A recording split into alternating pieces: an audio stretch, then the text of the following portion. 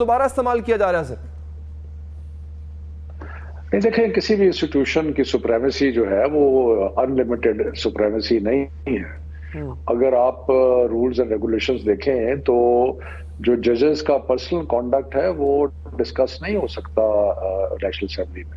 तो ये तो जो बिल्कुल सरीहन सारी चीजों की खिलाफ वर्जी कर रहे हैं। इन्होंने तो आइन और कानून को मानना छोड़ दिया है, इन्होंने सुप्रीम कोर्ट की जजमेंट्स को मानना छोड़ दिया है। मतलब ये है कि इस किस्म की ढटाई जो है वो तो हमने कभी देखी नहीं है। मतलब कि कोई, मैं ये तसव्वुर भी नहीं कर सकता था कि सुप्रीम कोर्ट के फैसलों को, लेकिन फिर बाद में ख्याल आया कि तसव्वुर करना चाहिए था, क्योंकि नून लीग की तो तारीख है। इन्होंने पहले भी एक चीफ जस्टिस को निकाला, उसके बाद वो एक दरार पैदा की सुप्रीम कोर्ट में, उसके बाद इन्होंने जब इनका हदफ पूरा नहीं हुआ हमला किया सुप्रीम कोर्ट में।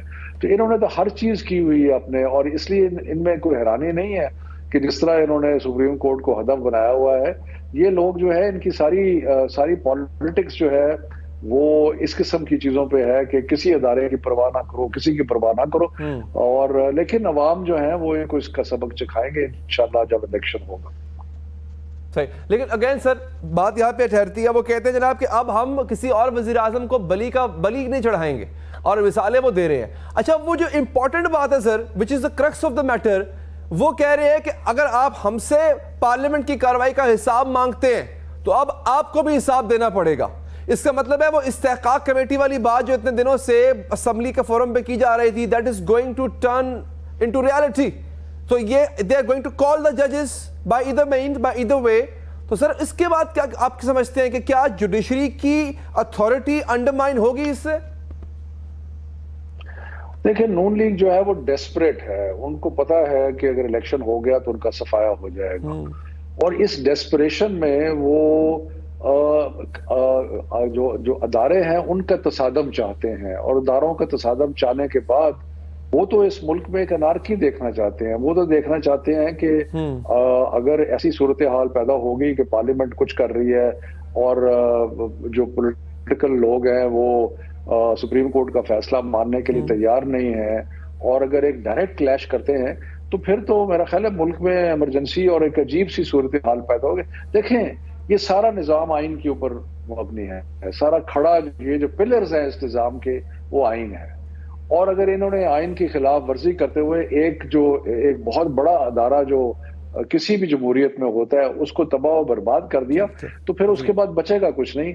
और मेरा ख्याल है कि शायद ये, क्योंकि इनको इतनी खौफ और घबराहट है अवाम से कि ये हर किस्म की चीज बर्दाश्त करने के लिए तैयार हैं, लेकिन ये इलेक्शन और उससे भागना जो है उसको गिव अप नहीं करना चाहते। अच्छा सर, एक चीज तो कर रहे हैं ना, ये वो है नैरेटिव बिल्डिंग। नैरेटिव बिल्डिंग वो भी कुछ यूं कह लें कि टूटे फूटे सबूतों के साथ ऑडियोज आ जाती हैं, ठीक है सर, फिर किसी और शख्स की जुबानी कहलवा दिया जाता है। अब ये ऑडियोज जिसमें कहीं ना कहीं जुडिशरी को इन्वॉल्व किया जाता है, उनका फोरेंसिक भी नहीं होता, उनकी तहकीकात खुद जुडिशरी नहीं कर रहे होते।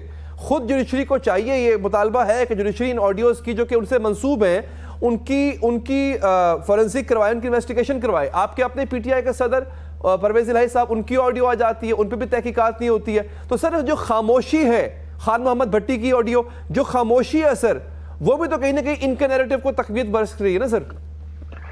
नहीं, देखिए, एक तो पहली तो बात यह है कि इससे घटिया बात और क्या हो सकती है कि आप लोगों की, प्राइवेट लोगों की कॉन्वर्सेशंस को टेप करें और उनको इस्तेमाल करने की कोशिश करें। ये तो बिल्कुल ही एक घटिया बात है। दूसरी बात यह है कि अब सारी चीजों के बारे में क्लैरिटी हो गई है कि डीप फेक वीडियोस आ सकती हैं। आपकी वीडियो, आपकी शक्ल, आपकी आवाज के साथ कोई भी चीज बनाई जा सकती है, आपको मालूम है इस चीज का।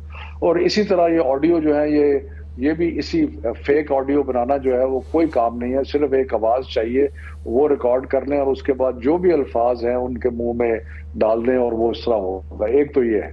दूसरा ये है कि ये जो ऑडियोज हैं जिनकी कोई कानूनी हैसियत नहीं है, उससे ये क्या साबित करना चाहते हैं कि जी मुझे याद, इसलिए माजरत के साथ कानूनी हैसियत तो तब उसकी साबित होगी जब उन पे इन्वेस्टिगेशन होगी, इधर दे आर ट्रू और फॉल्स, इधर दे आर फेक और रियलिटी। सर उस पे भी तो कोई बात नहीं कर रहा ना?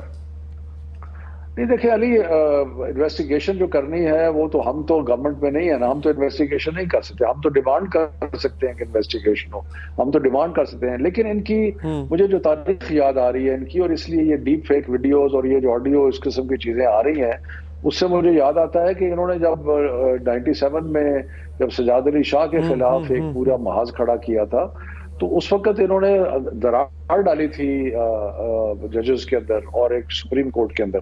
तो उस वक्त क्योंकि ये डीप फेक वगैरह चीजें इतनी अभी आम नहीं हुई थी, तो उस वक्त और हथकंडे इस्तेमाल किए, पैसे भी चलाए, ब्रीफ केस भी चले। अब ये जो है ये दरारें डालने के लिए ये ऑडियोज और इसकी सब चीजें कर रहे हैं। इन सारी चीजों का एक मकसद है, और वो ये है कि किसी तरह इलेक्शन से राह फरार अख्तियार की जाए, क्योंकि इलेक्शन ये बर्दाश्त नहीं कर सकते। That is the reality. और इनको पता है कि अगर इलेक्शन होगा तो अवाम इनको खत्म कर चुके हैं, रिजेक्ट कर चुके हैं, और ये इनकी सियासी हैसियत बिल्कुल जीरो होके रह जाएगी। और इनके साथ मुझे ये लग रहा है कि पीपल्स पार्टी को भी रगड़ा लग जाएगा, क्योंकि पीपल्स पार्टी जो है वो इलेक्शन के लिए उसको इतनी घबराहट नहीं है, क्योंकि वो समझती है कि उसकी पोजीशन है सिंध के अंदर। लेकिन जिस तरह से ये जा रहे हैं ना, ये पीपल्स पार्टी को